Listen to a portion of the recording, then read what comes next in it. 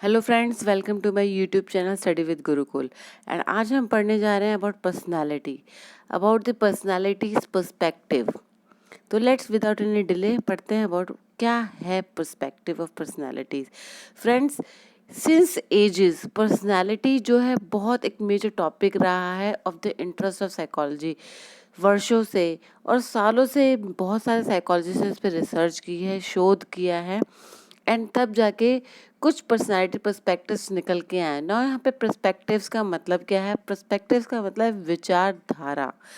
देखिए, each of this perspective on the personalities attempt to describe different patterns in personality, including how this pattern form and how people differ on an individual level. ना इस विचारधारा का मतलब क्या है?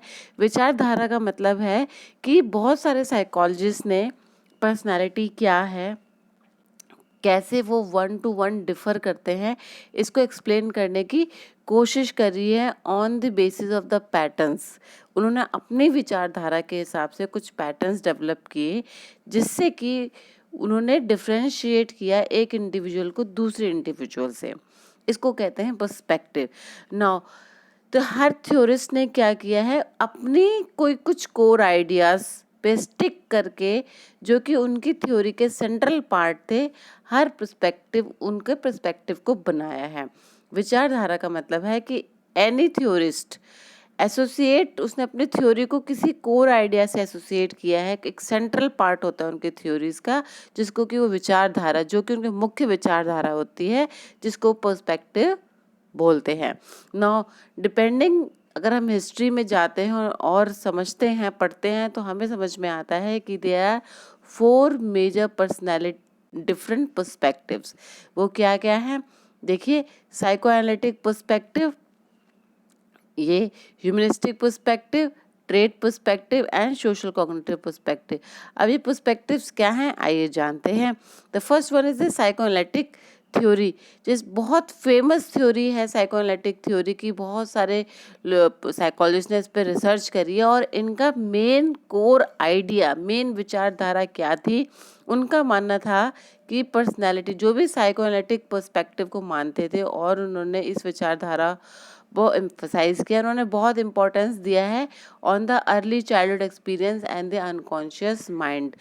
उनका कहना था कि एक व्यक्तित्व जो है, उनका चाइल्डहुड एक्सपीरियंस से बहुत प्रभावित रहता है, और उनका अनकॉन्शियस माइंड, वो माइंड जो कि हमारे अवेयरनेस में नहीं होता ना। इसमें जो बहुत फेमस साइको एनालिटिक जो थ्योरिस्ट थे, वो थे सिगमंड फ्रूड, जिनको कि फादर ऑफ साइकोएनालिसिस भी कहा गया है। ये बहुत इन्होंने ही ये थ्योरी का ओरिजिनेशन किया था। एंड उन्होंने, जैसे कि मैंने बताया, इनकी विचारधारा क्या थी कि ही believed that the things hidden in the unconscious could be revealed in number of different ways. उनका मानना था जो चीज़ें हमारे अनकॉन्शियस माइंड में छुपी होती हैं, उनको हम ड्रीम्स, एनालिसिस, फ्री एसोसिएशन के तरीके से उसको निकलवा सकते हैं, और एक बंदे की पर्सनालिटी को जो है जान सकते हैं ना। ये थे फ्रूड। बहुत सारे लोगों ने इनको फॉलो किया, और जो कि फ्रूडियंस के नाम के जाने जाते हैं। मतलब कुछ लोग हुए न्यू फ्रूडियन थ्योरिस्ट, मतलब जैसे कि Erik Erikson, Carl Jung, Alfred Adler and Karen Horney. They believed in the importance of unconsciousness, but they disagreed with other aspects of Freudian theory. अभी न्यू फ्रीडन थ्योरिस्ट कौन थे कि इन्होंने कुछ जो चीज़ें हैं, जैसे कि अनकॉन्शियसनेस के फ्रूड की मानी, बट बहुत सारी जगहों पे ये जो है उनके साथ समर्थ नहीं किया, उनकी जो थ्योरी थी उसको डिसएग्री किया। तो उनको बोलते हैं न्यू फ्रूडियन। जैसे कि मैंने बताया, एरिक एरिक्सन, कार्ल जंग एंड अल्फ्रेड एडलर, ये कुछ न्यू फ्रूडियंस थ्योरिस्ट थे।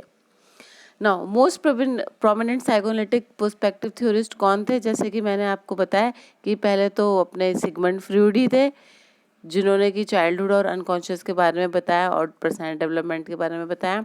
Next is the Erik Erikson, जो कि न्यू फ्रूडियंस थे, बट उनकी जो थ्योरी थी वो थी तो साइकोएनालिसिस के बेसिस पे ही। तो he emphasize on the development of the personality by the identity crisis. उनका जो होल सोल सेंटर आइडिया, जो कोर आइडिया था, वो था आइडेंटिटी क्राइसिस पे। और उनका मानना था जो पर्सनालिटी जो है सिर्फ चाइल्डहुड से नहीं, पूरा एंटायर लाइफ स्पैन में पर्सनालिटी शेप होती रहती है over the course of the entire life span. Next is the Carl Jung. Carl Jung, he focused on the concepts such as collective consciousness, archetypes and psychological types. उन्हें कुछ types बताए and जिससे कि different personality differ करती हैं. Next is the Alfred Adler. इन्होंने बताया कि पर्सनालिटी तब निखरती है, तब डेवलप बनती है, निखर के आते जब हम एक सुपीरियोरिटी के लिए स्ट्राइव करते हैं. मीन्स कुछ हमारी डिज़ायर होती है to overcome the challenges and we move closer toward the self realisation. मतलब हम अपने सेल्फ रियलाइजेशन के लिए निरंतर प्रयास करते रहते हैं, तब जाके हमारी पर्सनालिटी या हमारा व्यक्तित्व बनता है. ये बताया था एल्फ्रेड एडलर ने. नाउ एक और साइकोलैटिक थ्योरीज थी, ये एक फीमेल थ्योरीज थी जिनका नाम था कैरन हॉर्नी, जिसके ऊपर मैंने वीडियो बना भी चुकी है. मैं आपको लिंक डिस्क्रिप्शन में दे दूंगी अगर आप इनकी थ्योरी के बारे में जानना चाहते हैं. मैंने फ्रूड की थ्योरी भी डिस्कस कर रखी है अपने लास्ट वीडियोस में, मैं उनका भी लिंक डिस्क्रिप्शन में दे दूंगी. आप चाहते हैं फ्रूड थ्योरी के बारे में पढ़ना तो आप पढ़ सकते हैं. नो, मैं कैरन हॉर्नी के बारे में बता रही थी. Karen Horney, she focused on the need to overcome the basic anxiety. उन्होंने बेसिक एंजाइटी का कोर कॉन्सेप्ट दिया और एंड जो कि कैसे डेवलप होती है, from the sense of being isolated and alone feel. Anxiety तब डेवलप होती है जब हमें एक डर रहता है, एक सेंस रहता है कि हम कहीं आइसोलेट ना हो जाएं वर्ल्ड से. एंड उन्होंने एम्फोसाइज किया on the societal and the cultural factors which plays a major role in the personality, including the importance of the parent and child relationship.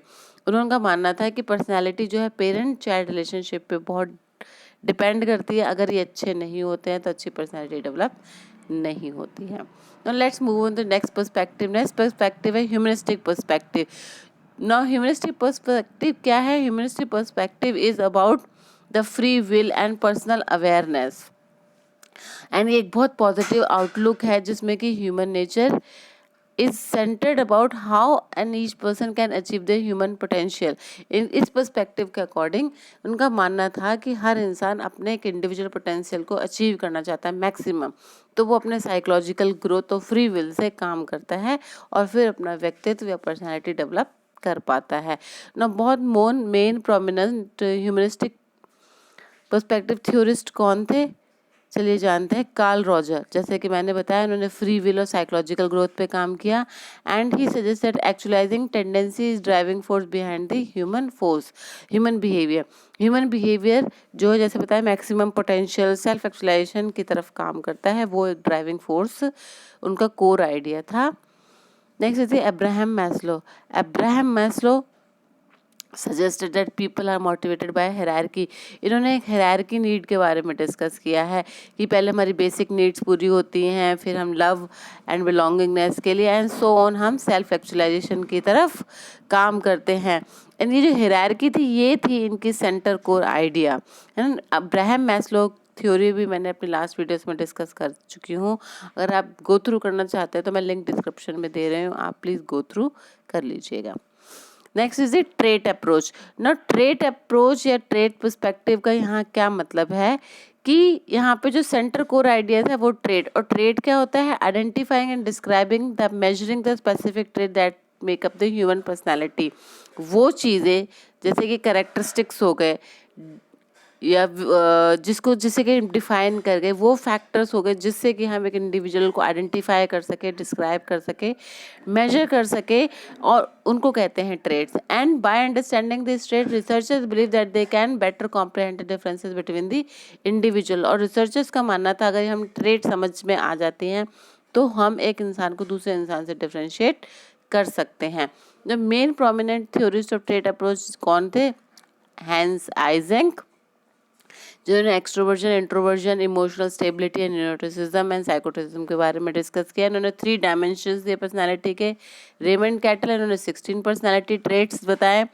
Robert मैगरी and 5 pole Costa, इन्होंने 5 factors दिए जिसको कि ocean के नाम से भी जाना जाता है, ओशन थ्योरी भी बोलते हैं, जिसमें कि इनका आता है O for openness to experience, C for consciousness, E for extroversion, A for agreeableness and N for neuroticism.